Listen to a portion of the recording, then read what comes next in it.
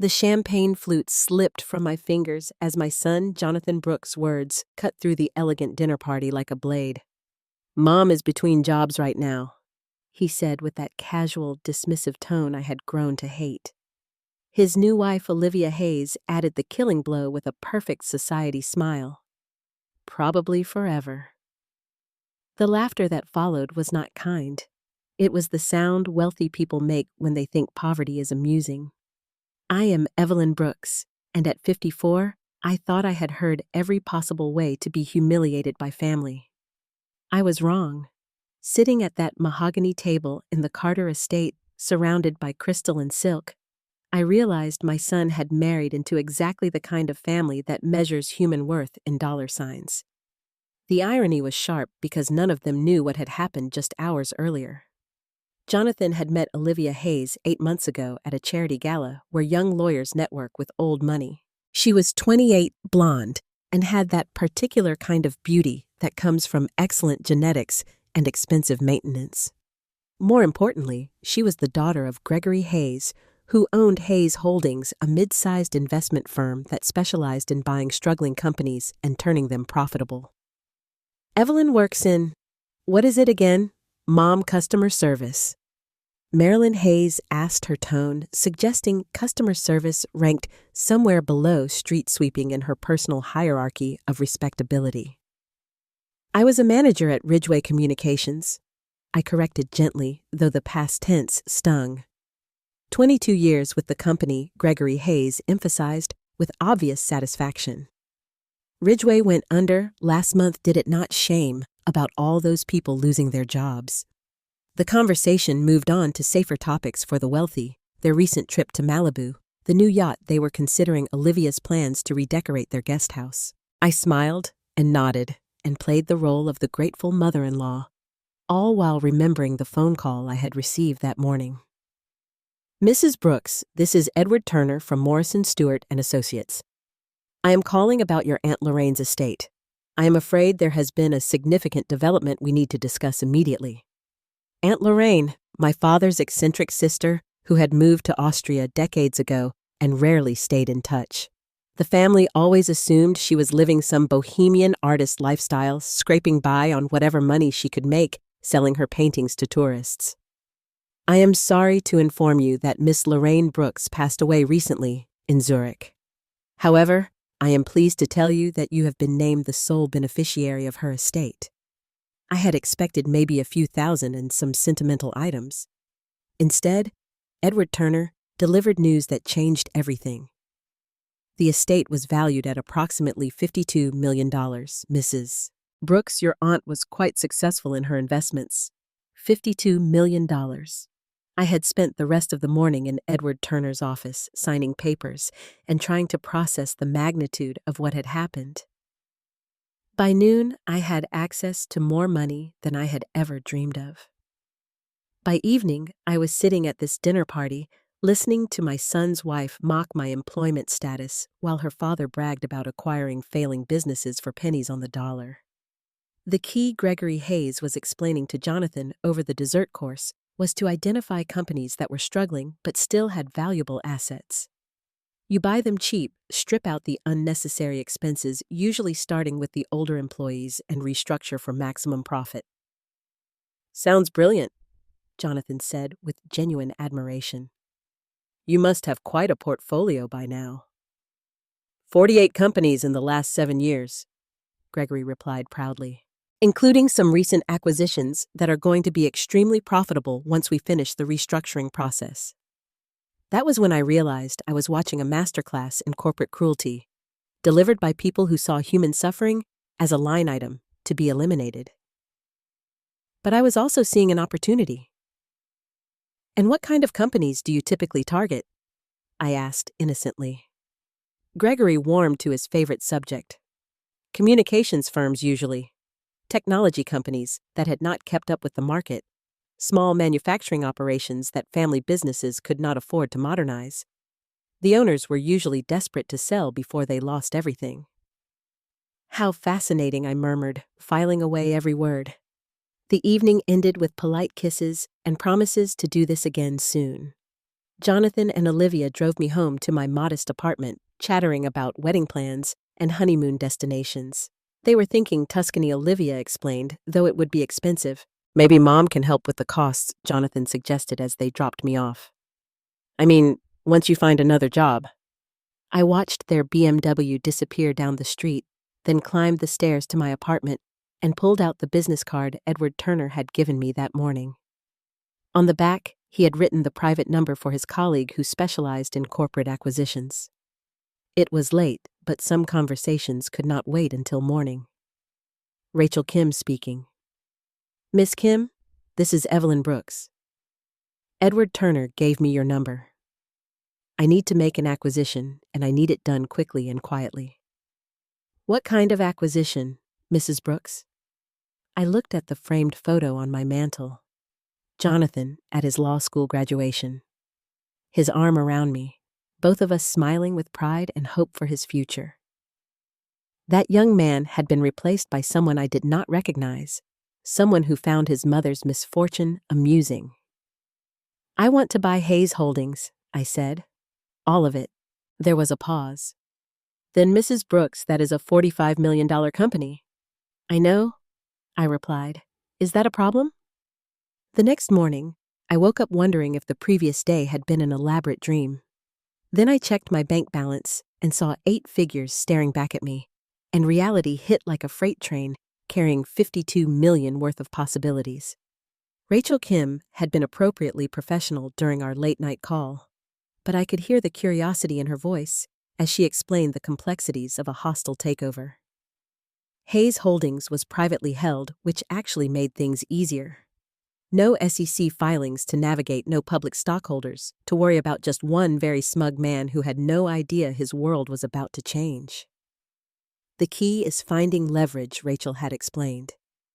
Something that makes them want to sell, or something that gives us the upper hand in negotiations. I spent Sunday morning doing research that would have made Jonathan proud if he knew his supposedly unemployable mother was about to execute a corporate acquisition that would make his law school professors weep with admiration. Gregory Hayes had built his empire by being ruthless, but he had also been careless about covering his tracks. Hayes Holdings specialized in acquiring distressed companies, but their business model had a darker side.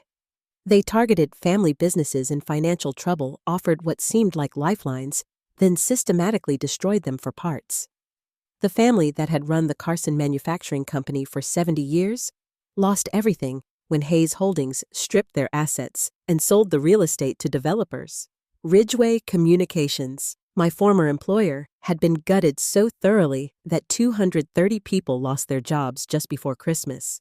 But Gregory Hayes had made one crucial mistake. He had been telling the truth at dinner when he bragged about his recent acquisitions.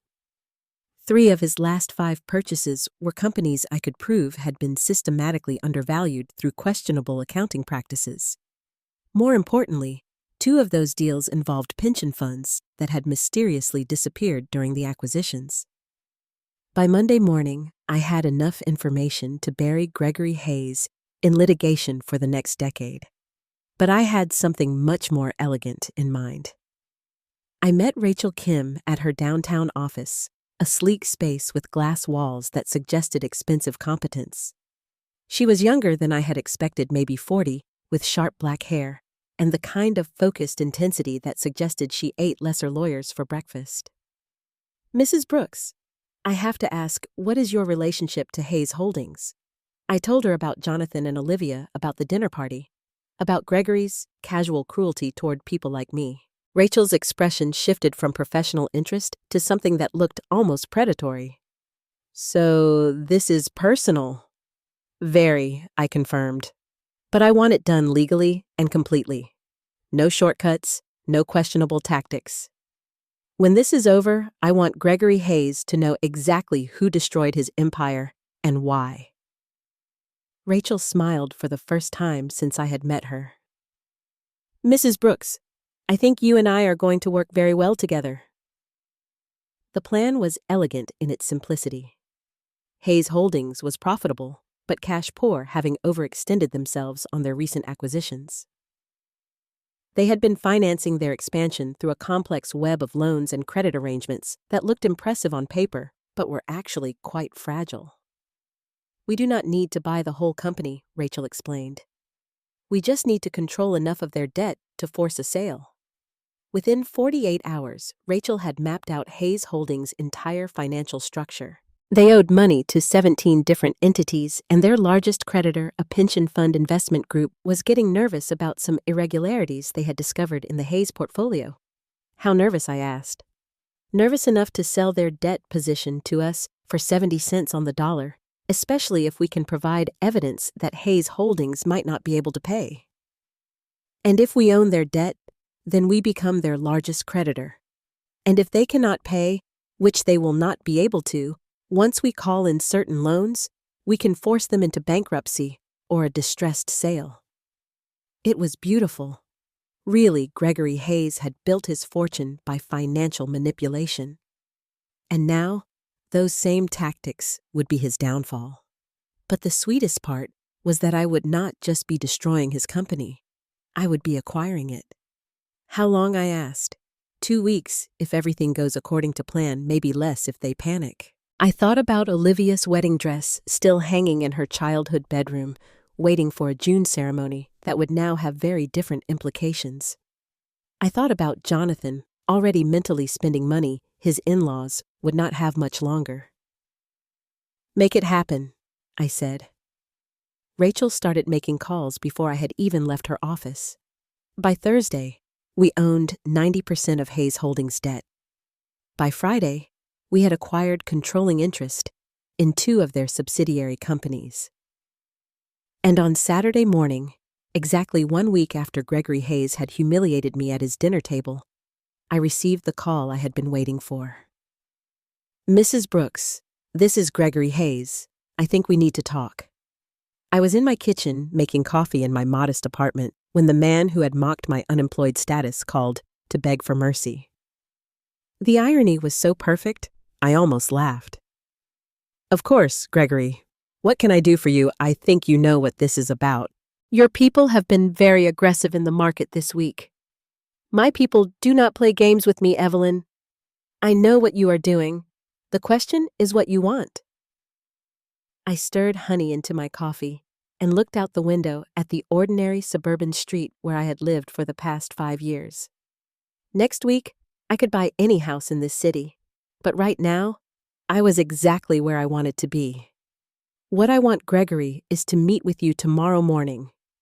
Your office. 9 o'clock. Come alone. Evelyn, whatever you think you are accomplishing." 9 o'clock, I repeated, and hung up. I spent the rest of Saturday planning exactly what I was going to say to the man who had treated me like garbage while stealing the livelihood of hundreds of people like me. But first, I had a phone call to make. "Jonathan, it is Mom. I hope I am not interrupting your Saturday." "Mom, hi." "No, we were just having brunch with Olivia's parents. Actually, her dad has been acting weird all week. Some business thing has him stressed out." "I am sure it is nothing serious," I said, fighting to keep the satisfaction out of my voice. "Listen, sweetheart, I wanted to talk to you about something. Could you and Olivia come to dinner tomorrow night? There is something I need to tell you both." "Sure, Mom. Is everything okay?" "You sound different." "Everything is fine, honey. Better than fine. Actually, I will see you tomorrow at 7. After I hung up, I sat in my living room surrounded by furniture I had bought at discount stores and thought about the conversation I would be having with my son in 24 hours. Jonathan was about to learn some very important lessons about respect consequences and the danger of underestimating his supposedly worthless mother. But first, I had to finish destroying his father-in-law's empire. Sunday morning arrived crisp and clear, the kind of October day that makes you believe in second chances. I dressed carefully for my meeting with Gregory Hayes, a simple black suit I had bought for job interviews paired with my grandmother's pearl earrings. Nothing flashy, nothing that would telegraph the $52 million sitting in my bank account. Hayes Holdings occupied 3 floors of a gleaming downtown tower, the kind of building that announced its occupants' importance through marble lobbies and brass fixtures.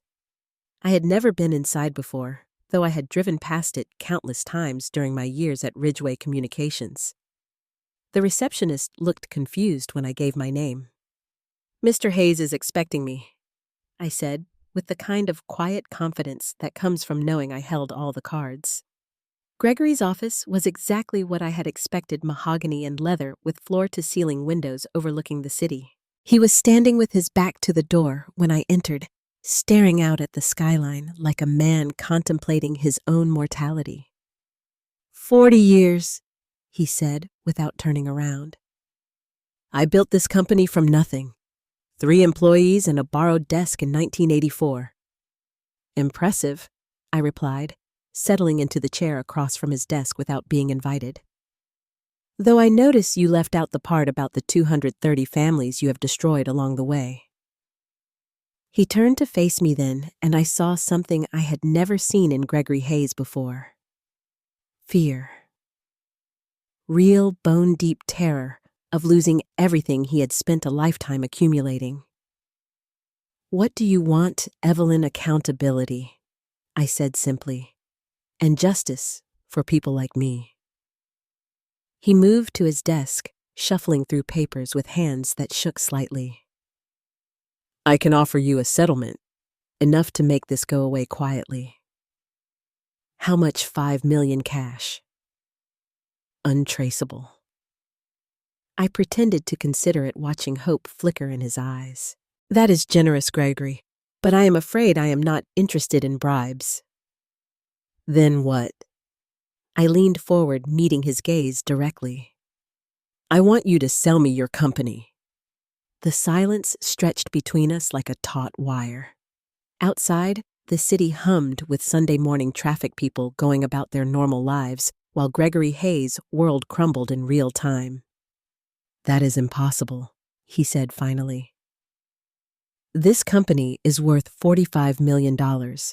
Actually, as of Friday's close, it is worth about $14 million, thanks to some unfortunate revelations about your pension fund irregularities. But I am prepared to be generous. $15 million cash, complete acquisition. The company is not for sale. I smiled, the same polite expression I had worn during Thursday's dinner party. Oh, Gregory, I think you misunderstand. This is not a negotiation. I opened my purse and withdrew a folder Rachel Kim had prepared, thick with legal documents and financial statements. You currently owe $38 million to various creditors. As of Friday afternoon, I own 90% of that debt, which means I can call in those loans whenever I choose. His face went ashen. You cannot do that. Actually, I can. Your credit agreements have some very interesting clauses about material changes in business circumstances. The federal investigation into your pension fund management definitely qualifies. What federal investigation? I pulled out another document, this one bearing official government letterhead, the one that begins tomorrow morning when the Department of Labor receives a comprehensive dossier detailing your questionable accounting practices. Though I suppose if you were to sell the company before that investigation becomes public. He sank into his chair like a deflating balloon. For 40 years, Gregory Hayes had been the predator circling wounded companies like a shark scenting blood. Now he knew how his victims had felt. You are destroying me. I am holding you accountable. There is a difference. The contract negotiations took 3 hours. Rachel Kim handled the legal details while I sat in the conference room watching Gregory Hayes sign away his life's work with the same dead-eyed resignation I had seen in the faces of every business owner he had ever crushed. By 2 o'clock that afternoon, I owned Hayes Holdings in its entirety. All 48 companies, all the assets, all the debts, and all the power that came with them. I also owned something else. The satisfaction of watching Gregory Hayes walk out of his own building, carrying nothing but a briefcase, and the knowledge that his son-in-law's mother had just become his boss. Well, his former boss, because my first executive decision was to fire him. I spent the rest of the afternoon in the office that was now mine, going through files and understanding the full scope of what I had acquired. The companies Hayes Holdings had gutted could be restored. The pension funds could be repaid. The families he destroyed could receive compensation. But first, I had a dinner party to attend. Jonathan and Olivia arrived at my apartment at exactly 7 o'clock. Olivia carrying a bottle of wine that probably cost more than my monthly grocery budget. She dressed down for the occasion, wearing designer jeans and a cashmere sweater that suggested she was trying to connect with the common folk. "Mom, you look great," Jonathan said, kissing my cheek. "Rested. I feel wonderful, actually. Sit down, both of you. Can I get you anything to drink?" "Wine would be lovely," Olivia replied, glancing around my modest living room with the kind of forced smile people use when visiting elderly relatives in nursing homes. I poured 3 glasses of the wine Olivia had brought, noting the label a $200 bottle from Gregory's personal collection. How thoughtful of him to contribute to his own wake. So Jonathan said, settling onto my couch with Olivia tucked against his side. "You said you had something to tell us." "I do." I sat in the chair across from them, holding my wine glass like a shield. I wanted to share some news about my employment situation. Olivia perked up with obvious relief. "Oh, that is wonderful. Did you find another customer service position?" "Actually, I have moved into corporate acquisitions." "Acquisitions?" Jonathan looked confused. "Mom, that is a pretty specialized field. Do you not need extensive financial experience?" "You would think so." I agreed, but apparently I had more transferable skills than anyone expected. "What kind of acquisitions?" Olivia asked, though she was clearly humoring what she assumed was her mother-in-law's midlife fantasy. "Well, just this morning, I acquired an investment firm downtown. 48 companies, actually, although they will be managed as subsidiaries." Jonathan laughed the indulgent sound parents make when children claim they are going to be astronauts. "Mom, that is great. Are you talking about some kind of entry-level position? Maybe administrative support?" "No, sweetheart. I own the company, all of it." The silence that followed was profound. Olivia's wine glass stopped halfway to her lips. Jonathan's smile froze in place like a photograph of happiness. "I am sorry," Olivia said carefully. "I think I misunderstood. You said you own a company, Hayes Holdings." I clarified. "I bought it this morning. Cash transaction." Olivia's wine glass slipped from her fingers, creating a red stain on my beige carpet that looked remarkably like blood. She stared at me as if I had suddenly sprouted additional heads. "That is impossible," Jonathan said. "Mom Hayes Holdings is worth millions of dollars. 45 million to be precise, though. I got it for considerably less." "Mom." Jonathan's voice took on the patient tone people use with confused elderly relatives. "I think you might be confused about something. Maybe someone offered you a job there." Or I reached into my purse and withdrew the contract Rachel Kim had prepared, the one bearing my signature and Gregory Hayes' defeated scrawl. "Would you like to see the paperwork?" Jonathan took the contract, with shaking hands, Olivia reading over his shoulder. I watched their faces change as they processed what they were seeing. The dollar amounts, the legal language, the undeniable reality that Jonathan's unemployable mother had just bought his father-in-law's empire. "Where did you get this kind of money?" Olivia whispered. "Inheritance," I replied cheerfully. "Turns out Aunt Lorraine was quite successful in Austria. $52 million successful, to be exact." The room went so quiet I could hear the clock ticking in my kitchen. Jonathan was still staring at the contract as if it might rearrange itself into something that made sense. "So you are saying," Olivia said slowly, "that you have been secretly wealthy this entire time?" "Not the entire time. Just since Thursday morning." "Thursday?" Olivia repeated. "The day before our dinner party." "Yes. Interesting timing, was it not?" That was when I saw understanding dawn in Olivia's eyes, followed immediately by horror. She was remembering Thursday night, remembering her mother's condescending questions, remembering her own casual cruelty about my employment prospects. "Oh, God," she whispered. "Your father is going to kill me." But Jonathan was still processing the financial implications. "Mom, this means you are—" He trailed off, unable to complete the thought. "Wealthy beyond your wildest dreams," I suggested. "Yes, sweetheart. Though I have to say, my dreams have gotten quite a bit wilder lately."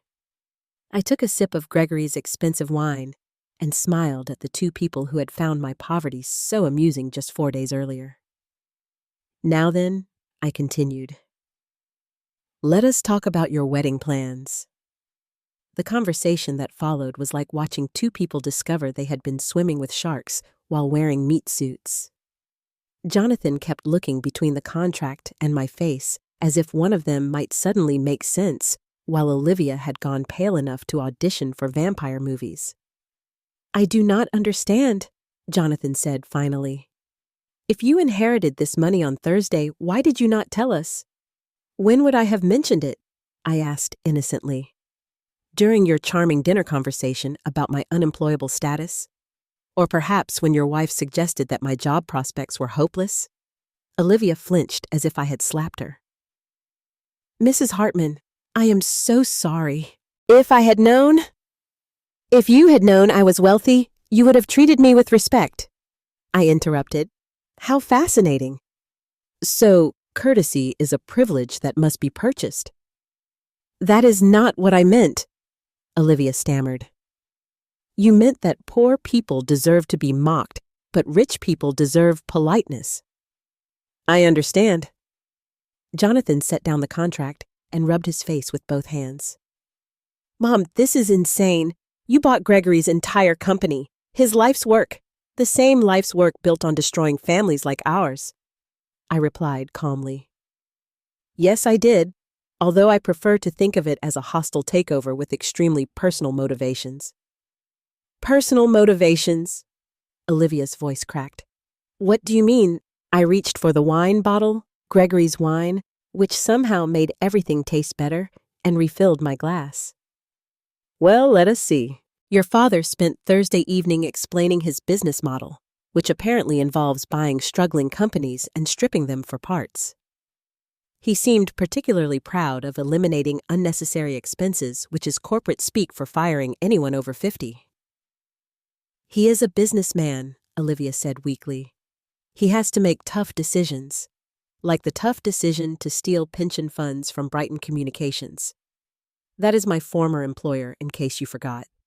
230 people lost their jobs so your father could increase his profit margins." "Pension funds." Jonathan looked confused. "What are you talking about?" I pulled out another folder, this one containing the evidence Rachel Kim had compiled about Hayes Holdings' questionable accounting practices. "Would you like to see the documentation? It makes for fascinating reading if you enjoy stories about white-collar theft." Olivia was shaking now, actually trembling, as the magnitude of the situation sank in. "You cannot prove anything. My father is completely legal in everything he does." "Legal and ethical are not the same thing, dear. Although I must say some of these pension fund irregularities do venture into questionable legal territory." "Are you threatening him?" Jonathan asked, his voice taking on an edge I rarely heard. "Threatening? No, sweetheart. I am simply explaining why I felt compelled to remove your father-in-law from his position of power. People like Gregory Hayes destroy lives because they can.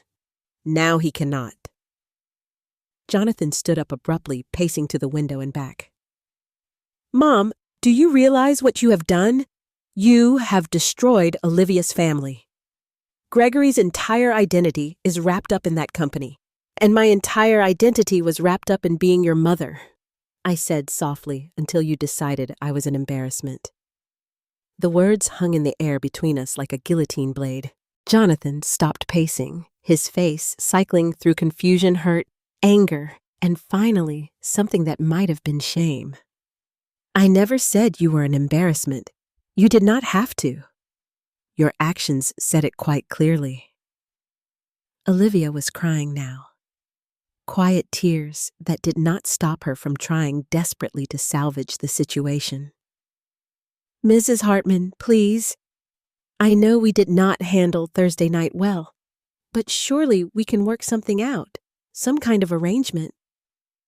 "What kind of arrangement did you have in mind?" "You could sell the company back to my father. For what you paid, of course, plus interest. We could call it a misunderstanding." I set down my wine glass and really looked at Olivia.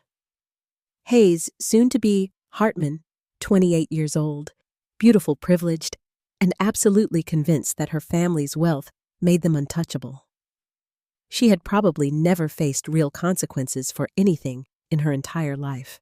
"Olivia, do you know what your father's company did to the Baldwin family?" She shook her head. Baldwin Manufacturing had been in their family for 60 years.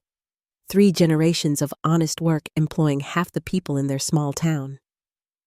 When the economy hit them hard, they made the mistake of turning to Hayes Holdings for help. I let the words sink in. Your father bought them out, stripped their assets, and sold their factory to developers. 60 years of family legacy became a shopping mall parking lot. "Business is business," Olivia said, but her voice lacked conviction. "Business is people, actually. The Baldwins lost everything. Their house, their savings, their reputation in the community. Mrs. Baldwin had a heart attack 3 months after the sale. She is 67 years old and stocking shelves at a grocery store because your father stole her husband's pension fund." Jonathan had gone very quiet, staring at his hands. Olivia was still crying, but now the tears looked more like grief than panic. "What do you want from us?"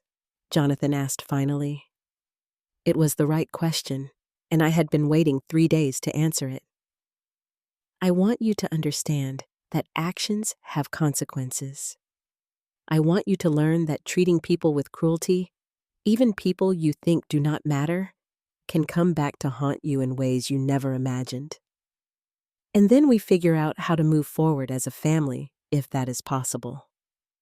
Olivia wiped her eyes with the back of her hand, leaving mascara smudges that made her look younger and more vulnerable. "What happens to my father?" "Your father is discovering what it feels like to be powerless. It is an educational experience I highly recommend." Mom, Jonathan said carefully. "What are you planning to do with the company?" Finally, the question that mattered. I smiled, thinking about the conversations I had been having with Rachel Kim about restructuring plans and victim compensation funds. "I am going to fix it. Every company your father-in-law destroyed, every family he ruined, every pension fund he raided, I am going to make it right. Hayes Holdings is going to become exactly what it should have been all along, a company that builds things up instead of tearing them down." "That is going to cost millions," Jonathan said. 52 million to be precise. "It is amazing what you can accomplish when you are not motivated by greed." I stood up and walked to the kitchen, returning with a fresh bottle of wine, one from my own modest collection, purchased with my former customer service salary. "Now then," I said, refilling their glasses. "Let us talk about your wedding plans. I assume you will need to make some adjustments to the budget." Olivia and Jonathan exchanged a look that spoke volumes. Their dream wedding at the Hayes estate, with its unlimited budget and society guest list, had just evaporated along with Gregory's empire. "We can have a smaller ceremony," Olivia said quietly. "Something simple." "Nonsense," I replied.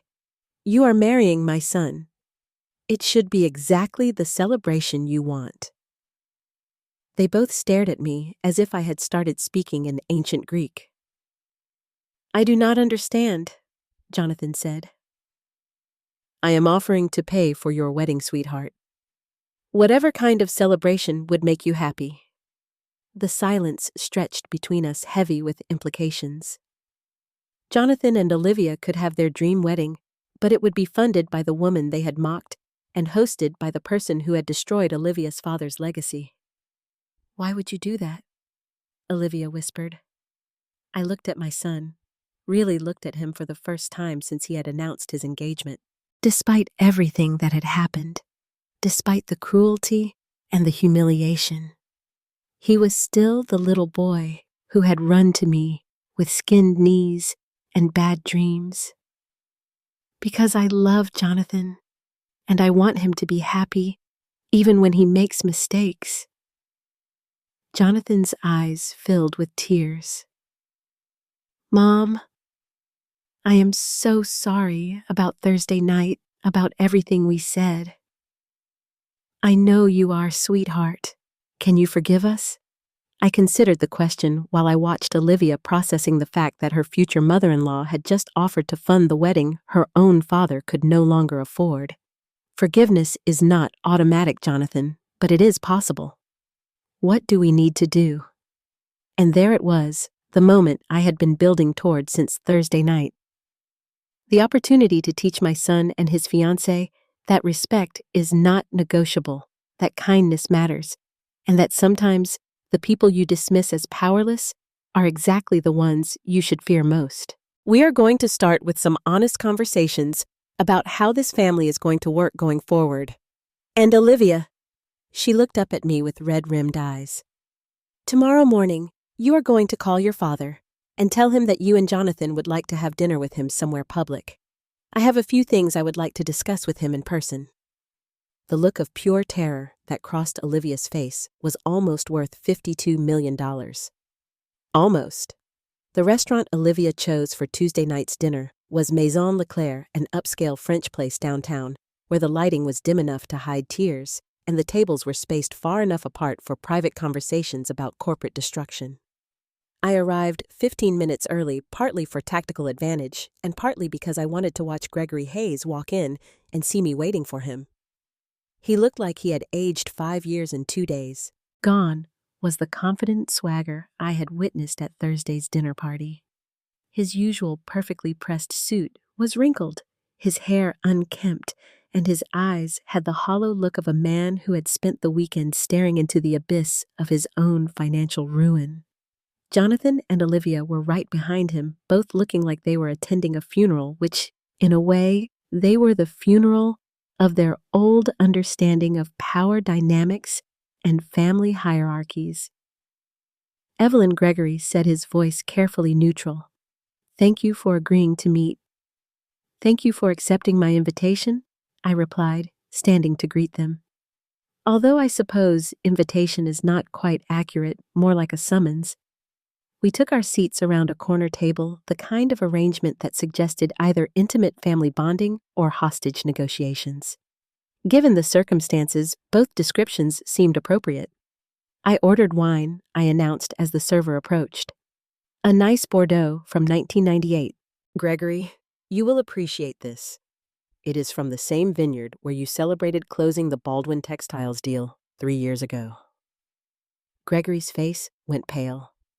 Baldwin Textiles had been a family business for 4 generations before Hayes Holdings acquired and dismantled it, leaving 92 people unemployed in a town that could not afford to lose a single job. "How do you know about Baldwin?" he asked. "I know about all of them, Gregory. Baldwin, Manufacturing Brighton Communications, Silver Ridge Foods, Carlton Furniture, Northwind, Electronics. 43 companies, to be exact. Should I continue?" Jonathan and Olivia sat in silence, watching their perfect world crumble one revelation at a time. I had spent Monday researching every company Hayes Holdings had acquired, and the pattern was always the same: buy low, strip assets, eliminate jobs, sell high. "You have been busy," Gregory said. "Very. Did you know that Baldwin Textiles employed 3 generations of the same families? The Baldwins themselves, of course, but also the Millers, the Johnsons, the Washingtons.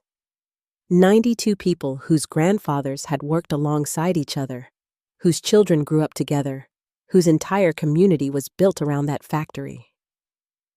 "Business is not sentimental," Gregory replied, but his voice lacked its usual conviction. "No, but it should be humane. Tell me, Gregory, When you closed Baldwin Textiles, did you think about where those 92 people would find work?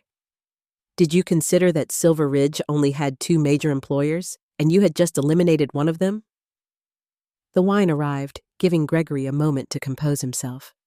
I watched him taste it and nod in approval, probably wondering if this was the last expensive wine he would ever drink as a free man. "What do you want, Evelyn Justice?" I said simply. "For the Baldwin family, for my former colleagues at Brighton, for every person you have destroyed in pursuit of profit. I cannot undo business decisions that were made years ago." "No, but you can help me make them right." Olivia finally spoke up, her voice barely above a whisper. "What does that mean?" I pulled out a folder I had prepared, thick with financial documents and legal papers. "It means your father is going to help me contact every family affected by his business practices. He is going to explain what happened to their companies, their pension funds, their jobs, and then he is going to help me figure out how to compensate them." "Compensate them?" How Jonathan asked. "I am establishing a $55 million victim compensation fund. Every person who lost their job due to Hayes Holdings' actions will receive a settlement based on their years of service age and financial hardship." Gregory's fork clattered against his plate. $55 million. That is more than the company was worth. Actually, it is exactly what those companies were worth to the people who built them.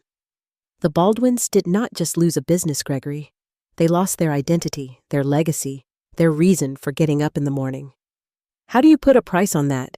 "You cannot rebuild the past," Gregory said. But I could see something shifting in his expression. Not quite remorse, but maybe the beginning of understanding. "No, but I can acknowledge it. I can look Mrs. Baldwin in the eye and tell her that what happened to her family was wrong. I can give her enough money to retire with dignity instead of stocking shelves to survive." The main course arrived, but nobody touched it. We were all too busy processing the magnitude of what I was proposing. "Dad," Olivia said carefully, "maybe we should consider this if Mrs. Hartman is offering to help the families affected by the business decisions." "They were not business decisions," I interrupted. "They were choices. Gregory chose profit over people again and again because he never had to face the consequences. Now he does." "And if I refuse to cooperate?" Gregory asked. I smiled the same polite expression I had perfected during 22 years of customer service. "Then tomorrow morning, the FBI receives a comprehensive file detailing the pension fund irregularities I discovered in your business records. The Department of Labor gets a copy too. And the IRS gets some interesting documentation about your offshore accounting practices." "Offshore accounting?" Jonathan looked confused. "What offshore accounting? Your father-in-law has been very creative with his tax obligations, sweetheart. Swiss bank accounts, Cayman Islands, shell companies, the works. All perfectly legal, I am sure, but the kind of thing that attracts attention when combined with questionable pension fund management." Gregory was gripping his wine glass so tightly I thought it might shatter. "You blackmailing me. I am offering you a choice. You can help me make things right for the people you have hurt, or you can face the legal consequences of your actions alone. Either way, justice is coming." Jonathan reached across the table and touched my hand. "Mom, is this really what you want to spend your inheritance on, strangers?" I looked at my son, seeing him clearly for perhaps the first time in years. Jonathan was a good person who had gotten caught up in the wrong values, influenced by the wrong people. But underneath the entitlement and casual cruelty, he was still the boy who had cried when we had to put down our old dog, who had spent his allowance buying flowers for my birthday when he was 12. "Jonathan, do you remember what your father used to say about money?" His eyes softened with memory. "That it was a tool, not a goal. Your father was a good man who understood that wealth without purpose is just hoarding. This money gives me the power to help people who need it. How could I waste that opportunity on things I do not need? But $55 million, Mom. That is your security, your future. Sweetheart, I still have enough left over to buy this restaurant. My future is secure, but Mrs. Baldwin's future is not. And neither is yours if you keep following your father-in-law's example. Gregory had been listening to this exchange with growing understanding. You are trying to teach them a lesson. I am trying to teach all of you a lesson about consequences, about responsibility, about the fact that every business decision affects real people with real lives. And if we learn this lesson, then we move forward as a family. Jonathan and Olivia have their wedding. You help me contact the affected families, and everyone gets a chance to be better than they were before. Olivia was crying again, but these tears looked different. Less panic, more grief.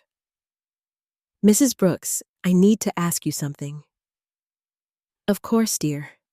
When you were sitting at our dinner table last Thursday, listening to us mock you, what were you thinking?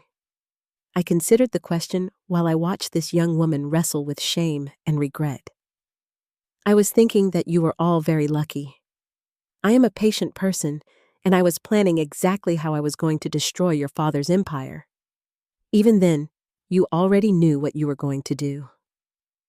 Olivia, I have spent my entire adult life being underestimated by people who thought their money made them better than me.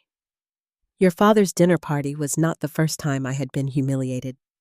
Just the last time I was going to tolerate it. Gregory cleared his throat, drawing our attention back to him. Evelyn, if I agree to help you with this compensation fund, what happens to my family? Olivia and Jonathan, their wedding, their future?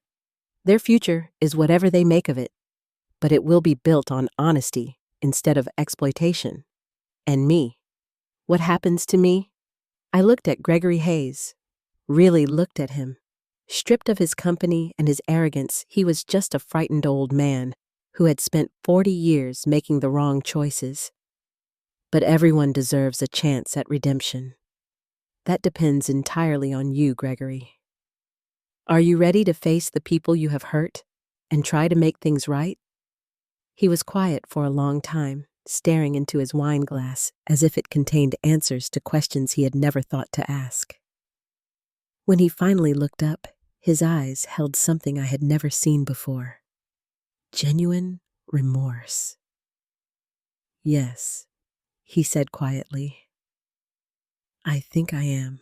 But as we left the restaurant that night, none of us knew that Gregory's cooperation was about to become the least of our problems because Olivia's mother, Marilyn Hayes, had been busy making phone calls of her own. Wednesday morning brought an urgent call from Rachel Kim that shattered any illusion that my corporate takeover would proceed smoothly. Evelyn, we have a problem. A big one. I was in my kitchen making coffee and enjoying the morning routine that had become infinitely more satisfying since I had learned I could buy the coffee plantation if I wanted to. What kind of problem? Marilyn Hayes has hired Blackstone and Associates to challenge the acquisition. They are claiming you used insider information and coercion to force the sale. Blackstone and Associates. Even I had heard of them. They were the kind of legal firm that specialized in protecting old money from new realities. Their clients included politicians, Fortune 500 CEOs, and anyone else who could afford to pay their astronomical fees to make problems disappear. Do they have a case, I asked? They might. If they can prove that you acquired privileged information about Hayes Holdings' financial situation through your relationship with Olivia and Jonathan, they could argue that the sale should be voided. I sat down heavily at my kitchen table, feeling the weight of $52 million shift from asset to liability. How privileged are we talking about, Evelyn? Did Gregory Hayes discuss his company's finances during that dinner party? Any specific details about debt acquisitions, business strategies? I closed my eyes, remembering Gregory's boastful speech about buying companies for pennies on the dollar, his casual mention of 43 acquisitions, his pride in eliminating unnecessary expenses, all delivered in front of witnesses who could testify that I had been present. Yes, I said quietly. He told me quite a lot, actually. Then we need to be very careful about how we proceed. If Blackstone can convince a judge that you used family connections to gain insider access, you could lose everything. Not everything, but you could be forced to sell Hayes Holdings back to Gregory for what you paid plus legal fees and damages. And there could be criminal charges for securities fraud. I felt a cold fear settle in my stomach, different from anything I had experienced during the acquisition process. I had been so focused on justice and consequences that I had not considered the possibility of my own actions being challenged. What do we do? First, you need to avoid any contact with the Hayes family until this is resolved. No phone calls, no meetings, no discussions about the case. Anything you say can and will be used against you. But Gregory agreed to help with the compensation fund. And Jonathan and Olivia's wedding. Evelyn listened to me very carefully. Marilyn Hayes has declared war. She is not trying to get her husband's company back. She is trying to destroy you completely. Personal vendetta, criminal charges, financial ruin, the whole package. I thought about Marilyn's cold assessment of my worth during Thursday's dinner party, her casual dismissal of my humanity based on my employment status. Of course she would fight back. Women like Marilyn Hayes did not accept defeat gracefully. How long do we have? The preliminary hearing is Monday. 5 days to prepare our defense and prove that the acquisition was legitimate. After I hung up, I sat in my quiet kitchen and tried to process the magnitude of what was happening. In attempting to teach the Hayes family about consequences, I had walked straight into their world. A world where money and connections could rewrite reality, where justice was negotiable if you knew the right lawyers. My phone rang. Jonathan's number. Mom, I just heard about the lawsuit. Are you okay? The sound of my son's voice, concerned, loving, almost broke my resolve to avoid contact with the family. I am fine, sweetheart, but my lawyer says we should not talk until this is resolved. Mom, that is insane. You are my mother. We cannot just stop talking because of some legal technicality. Jonathan, this is serious. If your mother-in-law can prove I used information I gained through family connections, then we make sure she cannot prove it. The certainty in his voice surprised me. What do you mean? I mean, Olivia and I were at that dinner party too. We heard everything Dad said, and we are prepared to testify that he volunteered that information freely without any prompting from you. I felt tears prick my eyes. Despite everything, the humiliation, the financial warfare, the family drama, my son was choosing to stand with me. Jonathan, that could put you in a difficult position with Olivia's family. Mom, I have spent the last 2 days thinking about what you said at dinner, about consequences, and treating people with respect. I may have married into the Hayes family, but I am still a Brooks, and the Brooks family does not let each other fight alone. What does Olivia think? There was a pause. Olivia is struggling.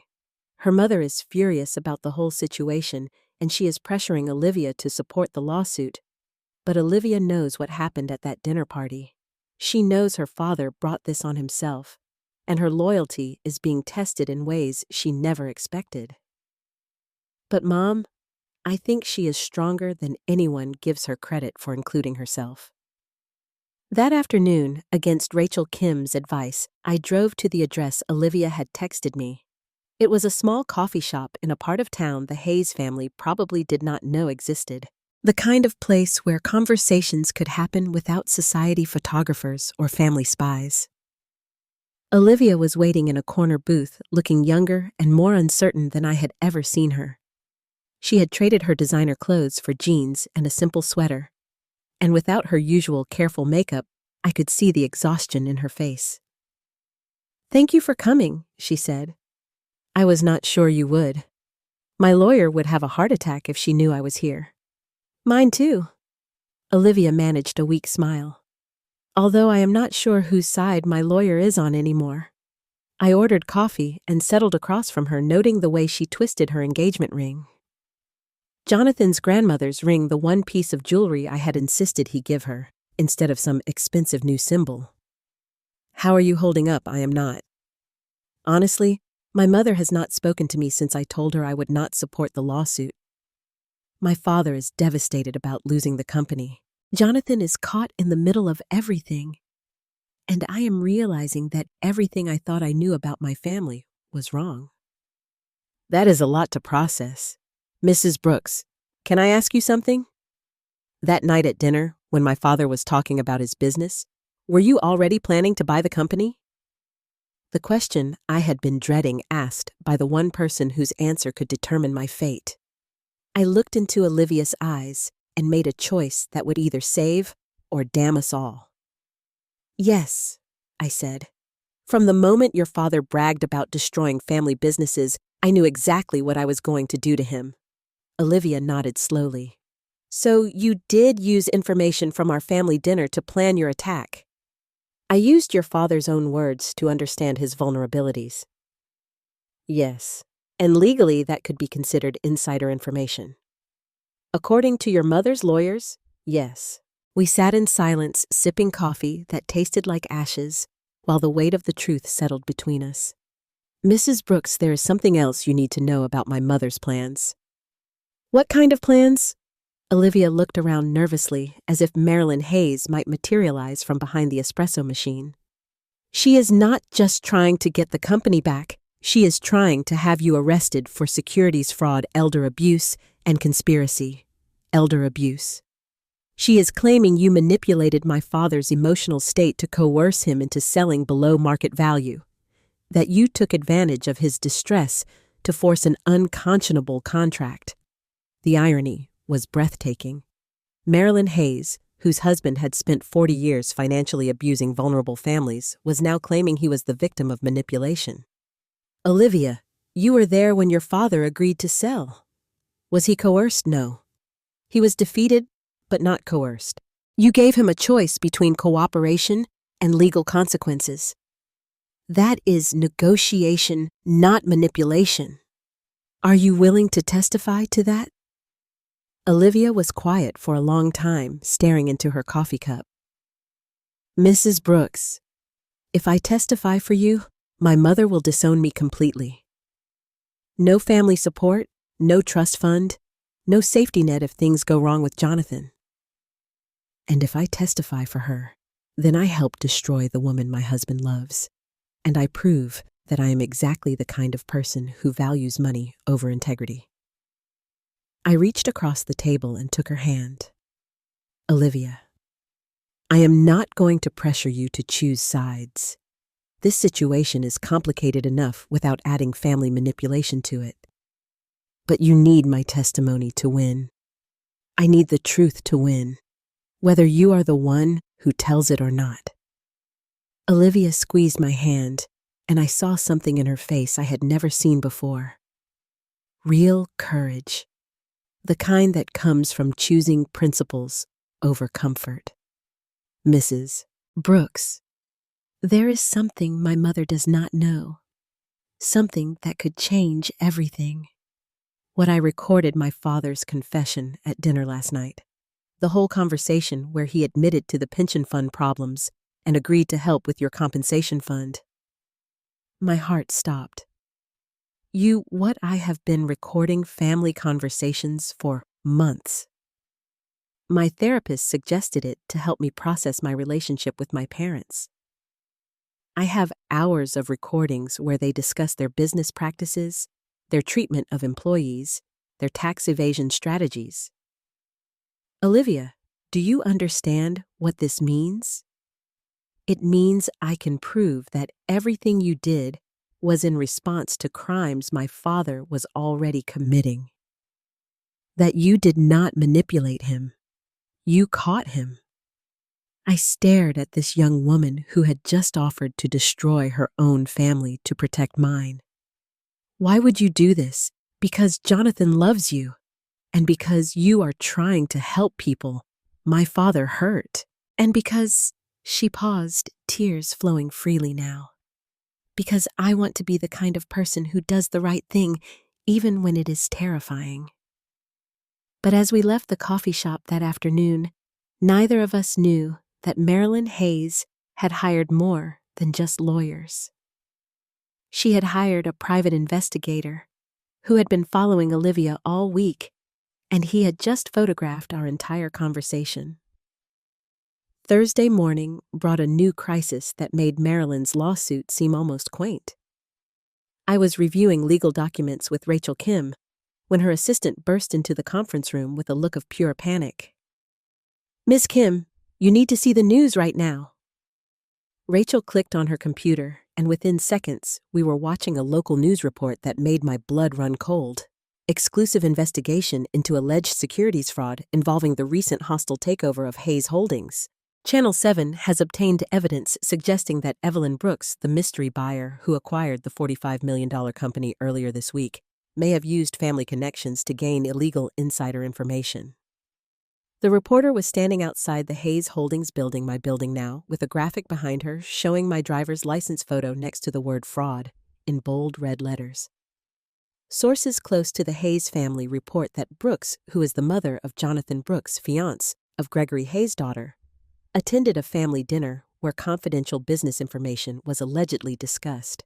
This information may have been used to orchestrate what financial experts are calling one of the most aggressive corporate raids in recent memory. Rachel muted the volume and turned to me with an expression I had never seen on her face before. Genuine fear. "Evelyn, this changes everything. Once something hits the news cycle, it becomes about public perception, not just legal facts.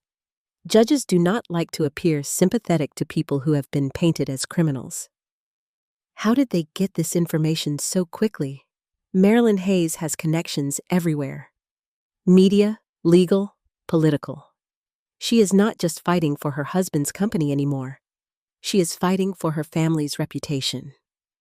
My phone was buzzing nonstop with calls from reporters' blocked numbers and people I had not heard from in years who suddenly wanted to know if I was really the mystery millionaire they had seen on the news. I turned it off and tried to focus on what Rachel was telling me about emergency legal strategies.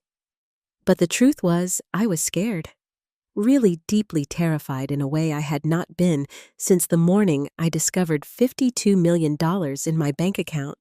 The woman who had bought Hayes Holdings had been confident, strategic, powerful. The woman on the news looked like a criminal. What do we do now? We accelerate everything. The preliminary hearing is Monday, but if this media attention continues to build, we might not make it that far. Marilyn could get an emergency injunction to freeze the acquisition pending investigation, which means you could lose control of Hayes Holdings before we can prove the acquisition was legitimate. All those families you wanted to help, all the compensation you plan to provide, it all disappears if the sale gets voided. I thought about Mrs. Baldwin stocking shelves at 78 because Gregory Hayes had stolen her husband's pension, about the families in Silver Ridge who had lost their jobs when their factory closed, about the hundreds of people counting on justice that might never come if I lost this fight. Rachel, I need you to do something for me, something that might be ethically questionable. Evelyn, we are already walking a very thin line legally. I do not think I need you to call Olivia Hayes and tell her I want to expedite the compensation fund today before Marilyn can stop us. You want to distribute $55 million in one day? I want to distribute as much as possible before they freeze my assets. If families are going to be helped, it needs to happen now. Rachel stared at me as if I had suggested we rob a bank. Evelyn, that looks exactly like someone trying to hide assets before a fraud investigation. It could be interpreted as evidence of guilt, or it could be interpreted as someone trying to do the right thing before legal technicalities make it impossible. It is insane. It is justice. That afternoon, while Rachel worked frantically to set up emergency financial transfers, I drove to Jonathan's apartment for what might be our last conversation before Marilyn's legal machine crushed everything I had tried to build. Jonathan and Olivia were waiting for me with coffee and the kind of forced optimism people use when discussing terminal diagnoses. They had obviously seen the news coverage. Olivia's eyes were red from crying, and Jonathan looked like he had aged 5 years since our dinner Monday night. "Mom, we need to talk about Olivia's recordings." I sat down across from them, noting how they had positioned themselves as a united front. Despite everything that had happened, their relationship was surviving the chaos I had unleashed into their lives. "What about them?" Olivia leaned forward, her voice steady despite her exhaustion. "I have been reviewing all the recordings I made over the past 6 months. Family dinners, business meetings, phone calls with my father's associates." "Mrs. Brooks, what I have here is evidence of systematic financial crimes going back years." "What kind of crimes?" "Pension fund theft, tax evasion, bribery of local officials, fraudulent bankruptcy filings for acquired companies. My father has not just been destroying businesses, he has been stealing from them." Jonathan pulled out a laptop and opened an audio file. "Mom, you need to hear this. It is from a dinner party at the Hayes house 3 months ago." Gregory Hayes' voice filled the room, slurred with wine and loosened by success. "The beauty of the Harrington furniture deal is that they will never figure out where their pension money went. By the time the lawyers sort through the subsidiary holdings, shell companies will have moved the funds offshore." "Harrington Furniture?" I asked. "A family business in Pennsylvania," Olivia said quietly. 300 employees, most of them near retirement. My father stole their entire pension fund, $17 million, and funneled it through Caribbean shell companies. I listened to recording after recording, each one, documenting a new crime, a new victim, a new family destroyed by Gregory Hayes' greed. By the time Olivia finished playing them, I understood that my acquisition of Hayes Holdings had not just been justice. It had been essential. "Olivia, do you realize what you are giving me? I am giving you the truth, and I am giving you the evidence to prove that everything you did was justified. But I am also destroying my father and my family." She was quiet for a moment, looking at Jonathan, then back at me. "Mrs. Brooks, I have been thinking about what you said at dinner about how business decisions affect real people. I grew up thinking my father was a successful businessman. Now I know he is a criminal who has destroyed hundreds of lives. And your mother?" "My mother knows. She has always known. She just did not care because the money was too good." Jonathan reached over and took Olivia's hand. "Mom, we have made a decision. We want to help you get this evidence to the proper authorities, not just to save the Hayes Holdings acquisition, but to make sure all of Dad's crimes are exposed. This will destroy Olivia's family completely. It will hold them accountable," Olivia corrected. "There is a difference."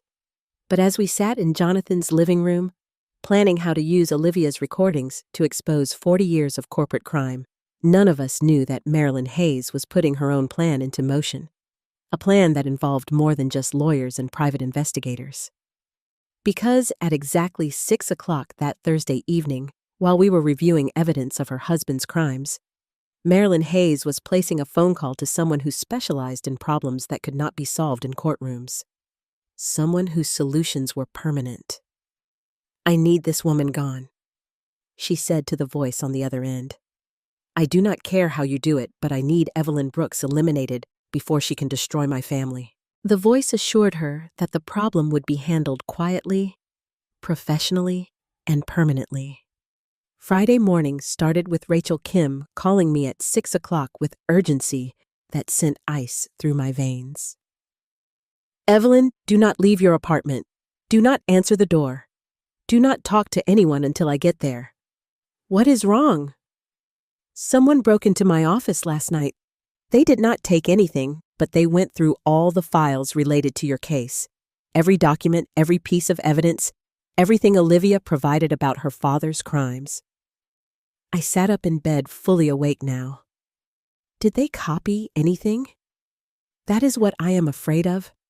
Evelyn, whoever did this, was not looking for money or equipment.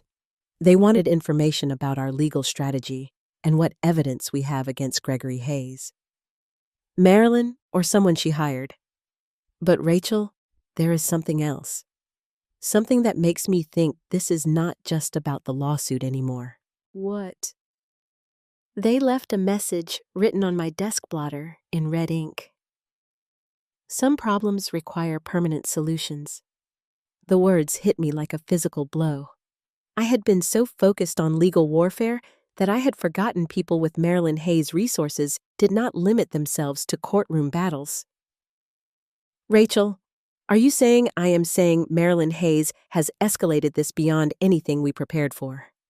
And I am saying you need protection until we can figure out how far she is willing to go. I spent Friday in a kind of suspended animation trapped in my apartment while Rachel worked with law enforcement to investigate the break-in and assess the threat level. Jonathan and Olivia took turns calling to check on me, their voices tight with worry that went beyond concern about lawsuits and financial consequences. By afternoon, Rachel had news that confirmed our worst fears. Evelyn, the police found something interesting when they processed the crime scene. The person who broke into my office left fingerprints on one of the filing cabinets. Prints that matched someone with an extensive criminal record. What kind of criminal record? The kind that includes assault, intimidation, and at least one suspicious death that was ruled accidental but never fully investigated. I felt the room tilt around me. Marilyn hired a professional. Someone did. The question is whether they hired him to scare us or to eliminate the threat you represent to the Hayes family. That evening, against everyone's advice, I met Olivia at the same coffee shop where we had talked earlier in the week. But this time, I was not alone. Rachel had insisted on a police escort that waited outside while we talked. Olivia looked terrified, which confirmed my suspicion that she knew more about her mother's escalation than she had admitted.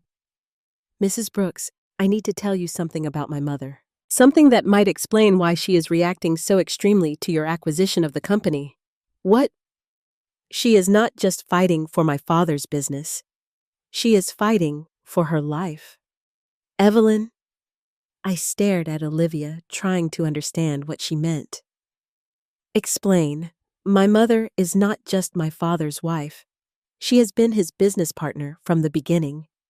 Every company they acquired, every pension fund they stole, every family they destroyed, she was involved in planning and executing it all. So, she is as culpable as Gregory Moore. My father is greedy and cruel, but my mother is strategic. She is the one who figured out how to move money offshore, how to create shell companies, how to make evidence disappear. The criminal empire they built belongs to both of them. I thought about Marilyn's cold assessment of my worth during that first dinner party, her casual dismissal of people she considered beneath her station. Now I understood that her cruelty was not just social snobbery. It was the calculated indifference of someone who had spent decades destroying lives for profit. Olivia, if your mother is involved in the criminal activity, then she faces the same charges as your father when the evidence comes out. Tax evasion fraud, conspiracy theft. She could spend the rest of her life in prison. So this is not just about getting the company back. It is about eliminating the threat before the evidence can be presented. Mrs. Brooks, my mother is not going to stop with legal challenges. She is going to keep escalating until either she wins or I am no longer a problem. We sat in silence, sipping coffee that tasted like fear and regret. Outside, I could see the unmarked police car with the officers Rachel had insisted on. Their presence was both reassuring and terrifying. Olivia, I need to ask you something. Are you safe if your mother suspects you are helping me? She does not suspect. She knows. Olivia's voice was barely a whisper. She confronted me this morning. She knows about the recordings, about our meetings, about everything. What did she say? She said I had a choice, family loyalty or personal destruction. She gave me 24 hours to decide whether I was going to support her lawsuit or be written out of the family completely. And what did you tell her? Olivia met my eyes with a courage I was only beginning to understand. I told her I had already made my choice when I decided to marry Jonathan. That my loyalty belongs to the family I am building, not the family I am leaving behind. How did she react? She said I was making the biggest mistake of my life, that I was choosing the wrong side of a war I could not win. And then she said something that made my blood run cold. What? She said that sometimes people who make the wrong choices do not live long enough to regret them. I felt fear settle in my stomach like a stone. Marilyn Hayes was not just threatening my financial security anymore. She was threatening my life and Olivia's life and potentially Jonathan's life if he continued to support us. Olivia, you and Jonathan need to leave town tonight. Go somewhere safe until this is resolved. We are not running away. This is not about courage. This is about survival. But Olivia shook her head with the kind of determination that reminded me why Jonathan had fallen in love with her. Mrs. Brooks, if we run now, my mother wins. She gets the company back. She destroys the evidence of her crimes. And all those families you want to help never get justice. If you stay and something happens to you, Jonathan will never forgive me. And if we leave and something happens to you, I will never forgive myself. We left the coffee shop that night with a plan that was probably insane, but felt like our only option. Olivia would return home and act as if she was considering her mother's ultimatum, buying us time to get the evidence to the FBI before Marilyn could eliminate the witnesses. Jonathan would publicly distance himself from me, making it appear that family pressure was working, and I would proceed with the compensation fund distribution, making sure that at least some of the victims got help before Marilyn's escalation reached its inevitable conclusion. But as I walked to my police escort, I noticed something that made my blood freeze. A black sedan with tinted windows parked across the street with a clear view of the coffee shop entrance, the same car that had been parked outside my apartment building that morning. Someone was watching us. Someone was tracking our movements, our meetings, our plans. And as we drove away, the sedan pulled into traffic behind us, maintaining a careful distance that suggested professional surveillance. Marilyn Hayes had moved beyond legal warfare. The question now was whether we would survive whatever came next. Saturday morning exploded into chaos when Rachel Kim called with news that changed everything we thought we knew about the Hayes family and their willingness to protect their secrets. Evelyn, you need to get to the hospital now. What happened? Someone tried to kill Olivia last night. The words hit me like a physical blow. I was already reaching for my clothes, my hands shaking as I tried to process what Rachel was telling me. Is she alive? She is alive, but barely. Evelyn, this was not a random attack. Someone broke into her apartment and tried to make it look like a burglary gone wrong. If Jonathan had not come home early from his business trip, I did not let her finish. I was already running to my car, the police escort scrambling to keep up, as I drove through morning traffic with the kind of desperate speed that comes from knowing someone you care about is fighting for their life. The hospital corridor outside the ICU was a war zone of grief and rage. Jonathan was pacing like a caged animal, his clothes still bloody from finding Olivia unconscious on their apartment floor.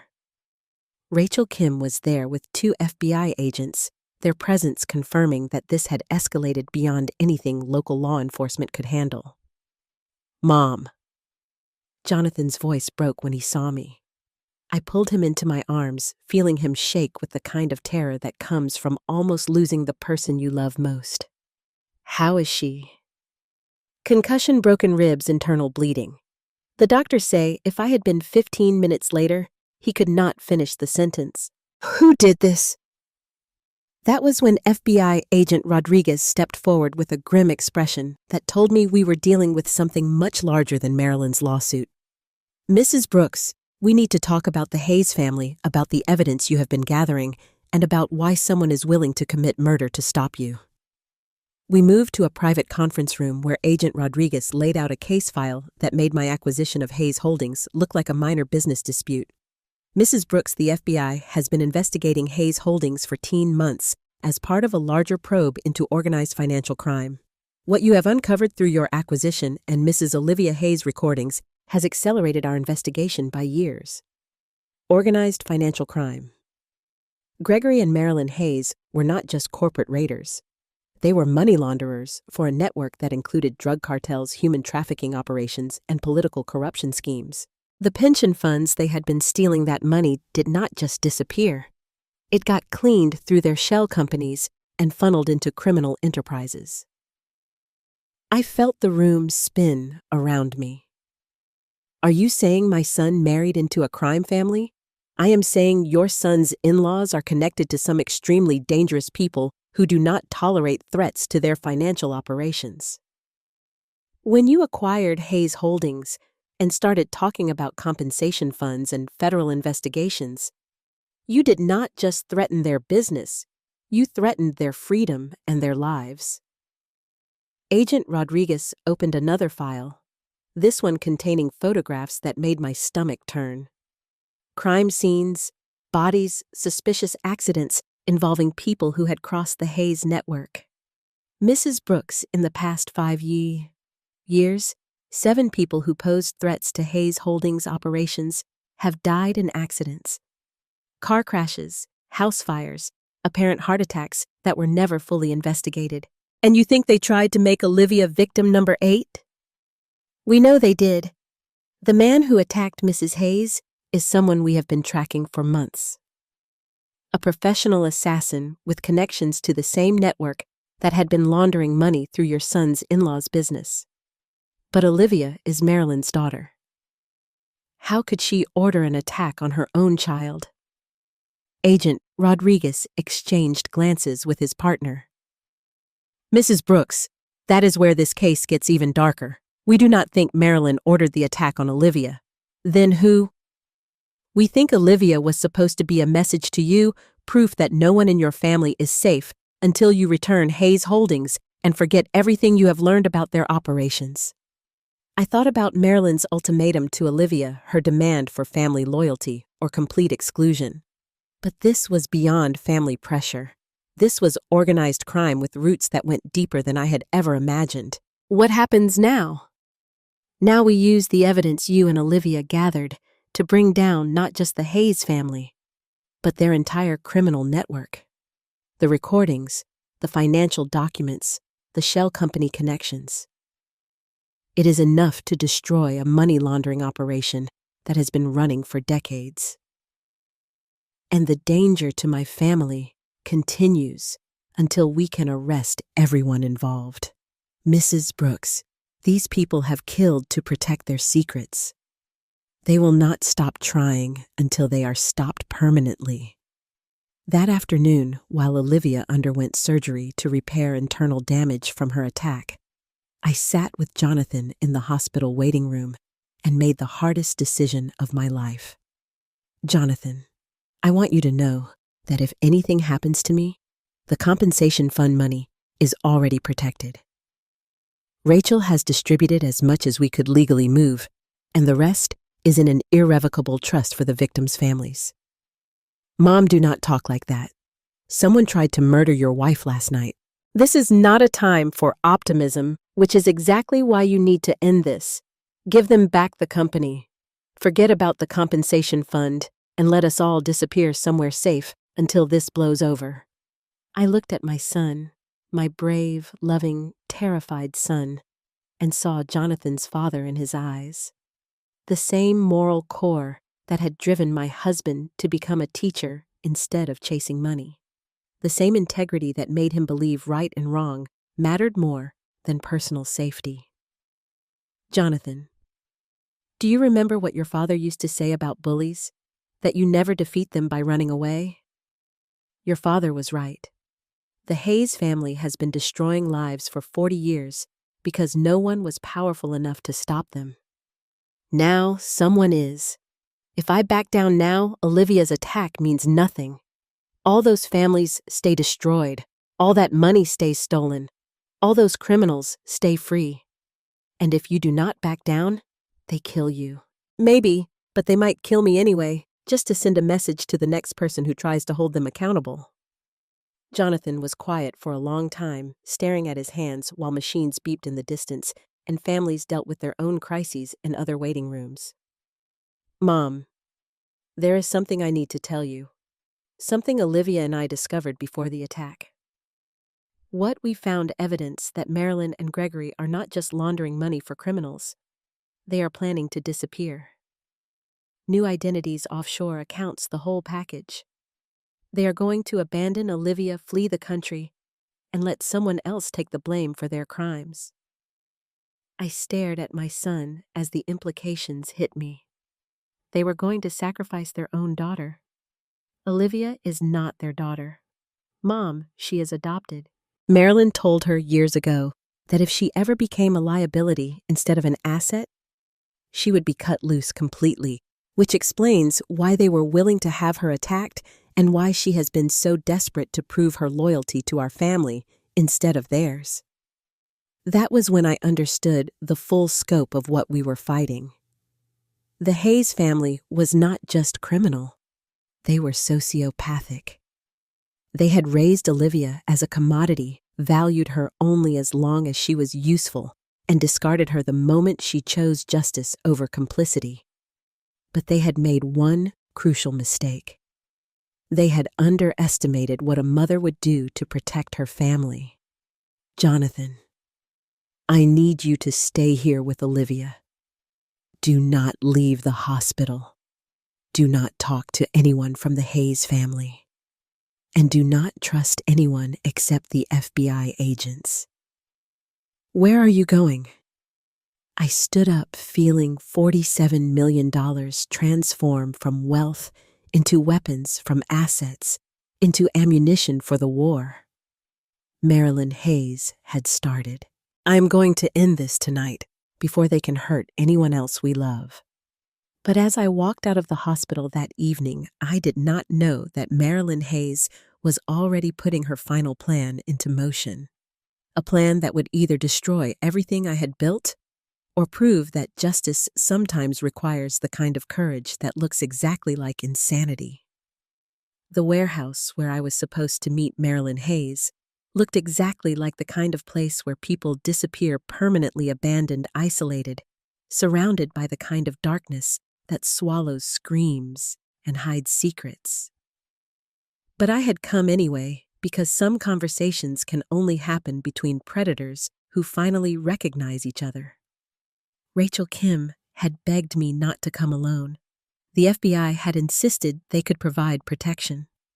Jonathan had actually tried to physically stop me from leaving the hospital, but they all misunderstood what was happening here. This was not about protection anymore. This was about ending a war that Marilyn Hayes had started when she decided my family was expendable. I parked my car exactly where Marilyn's text had instructed and walked toward the warehouse entrance.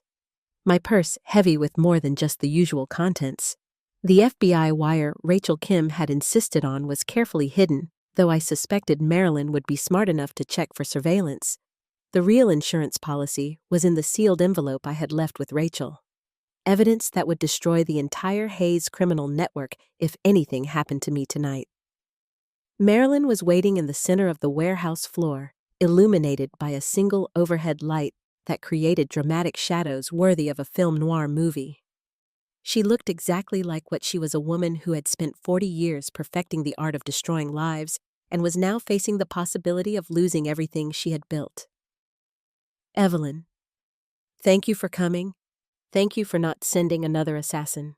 Marilyn smiled, the same cold expression she had worn during our first dinner party. That was business, nothing personal. Though I admit I underestimated your emotional investment in my worthless adopted daughter. Olivia is worth more than your entire criminal empire. Olivia is a liability who forgot where her loyalties belong. but she will recover and hopefully learn from this experience. I looked around the warehouse, noting the multiple exits, the shadows that could hide additional threats, the careful positioning that gave Marilyn every advantage. What do you want, Marilyn? I want my life back. My company, my money, my freedom to live without looking over my shoulder for federal agents. And in exchange, your family lives. Jonathan keeps his law career. Olivia recovers from her unfortunate accident, and you enjoy a comfortable retirement funded by what is left of your inheritance after you have returned what you stole from us. The audacity was breathtaking. Marilyn Hayes, whose criminal network had destroyed hundreds of families, was negotiating as if she was the victim of my unreasonable demands. What makes you think I would trust any deal you offer? Because the alternative is that everyone you care about suffers the same fate as Olivia, but permanently this time. That was when I understood that Marilyn Hayes had never planned for this conversation to end, with both of us walking away alive. This was not a negotiation. It was a confession before an execution. Marilyn, can I ask you something? When you decided to have your own daughter attacked, did you feel anything at all? Olivia is not my daughter. She is a project that failed to meet expectations. And Jonathan, my son, what is your plan for him? Jonathan will grieve appropriately for his mother's tragic accident, inherit what is left of your money, and hopefully choose more suitable business associations in the future. I pulled out my phone and pressed record, though I suspected Marilyn was beyond caring about evidence at this point. Tell me about the money laundering operation. I am curious how you built such an extensive criminal network. Marilyn laughed, a sound like breaking glass.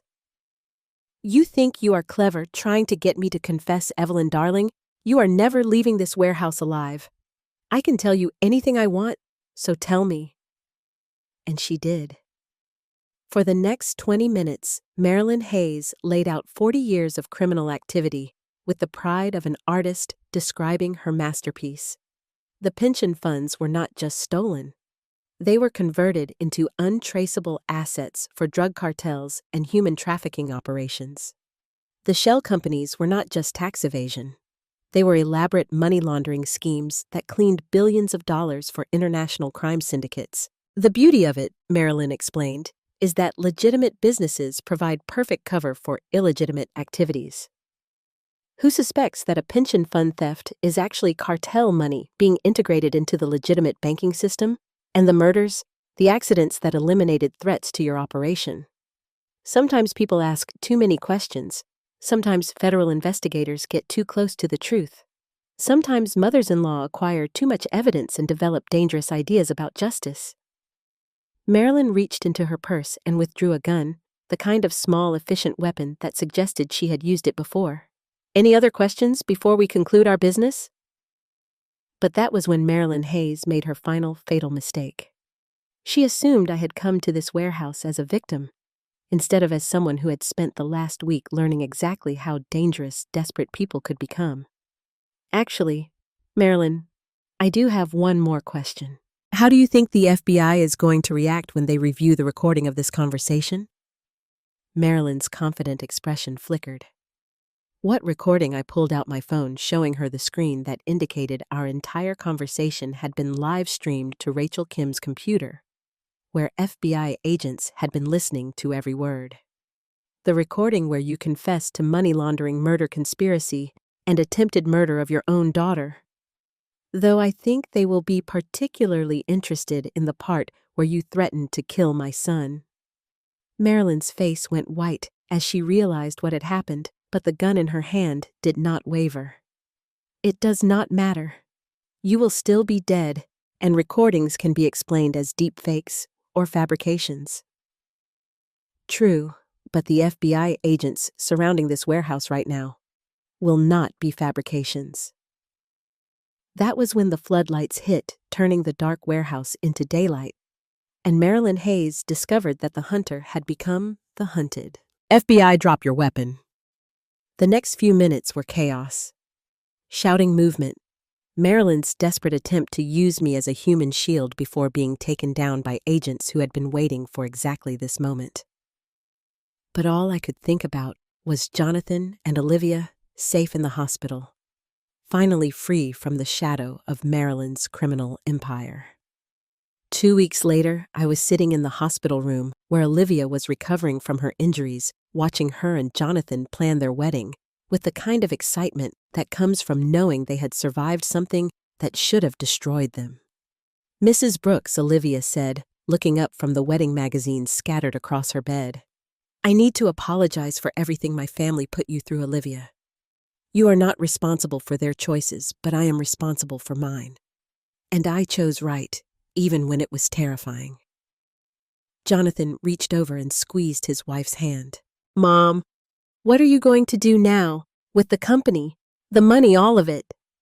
I looked out the window at the city where I had lived my entire life, thinking about the families who would receive compensation, the criminals who would face justice, the legacy I was building from the ashes of Marilyn's empire. I am going to do exactly what I planned from the beginning. Help people who need it, hold criminals accountable, and prove that sometimes justice comes from the most unexpected places. And Hayes Holdings will be restructured as a victim advocacy organization. Every company your former in-laws destroyed will be compensated. Every pension fund they stole will be repaid with interest. Every family they hurt will receive justice. Olivia started crying again, but these were different tears. Relief, gratitude, hope. "Mrs. Brooks, why did you risk everything for people you had never met?" I thought about the question while I watched my son and daughter-in-law begin to rebuild their lives on a foundation of honesty instead of exploitation. Because someone had to, and because I finally had the power to do something that mattered. 6 months later, I was standing in the community center in Cedar Valley, surrounded by 300 people whose lives had been destroyed by Hayes Holdings and were now being restored by the compensation fund. Mrs. Fuller was there, no longer stocking shelves, but planning her retirement with dignity. The Carson family had enough money to start a new business. The families from Harrington Furniture could finally stop worrying about their golden years. But the best part was Jonathan and Olivia standing beside me as we presented the final round of compensation checks. They had chosen to work for the victim advocacy organization using their legal and business skills to help other families who had been destroyed by corporate greed. "Ladies and gentlemen," I said to the crowd, looking out at faces that showed the kind of hope that money cannot buy, but justice can provide. 6 months ago, you were told that the crimes committed against your families were just business decisions. Today you know they were crimes, and you have seen that justice is possible when people refuse to accept that powerful people are untouchable. The applause was deafening, but all I could hear was Marilyn Hayes' voice from the warehouse asking what made me think I could win against people like her. The answer was simple. I had not won because I was more powerful, or more clever, or more connected. I had won because I was right. And sometimes, in a world that often feels rigged against ordinary people, being right is enough to change everything. As for Marilyn and Gregory Hayes, they are both serving life sentences for racketeering money, laundering, conspiracy, and murder. Their criminal network has been dismantled. Their offshore accounts seized, their victims compensated. But their greatest punishment might be knowing that their downfall came from the woman they dismissed as powerless, worthless, and invisible. Sometimes the best revenge is proving that you were never any of those things. You were just underestimated. And $47 million made sure that underestimation was the last mistake they would ever make. Thanks for listening. Do not forget to subscribe and feel free to share your story in the comments. Your voice matters.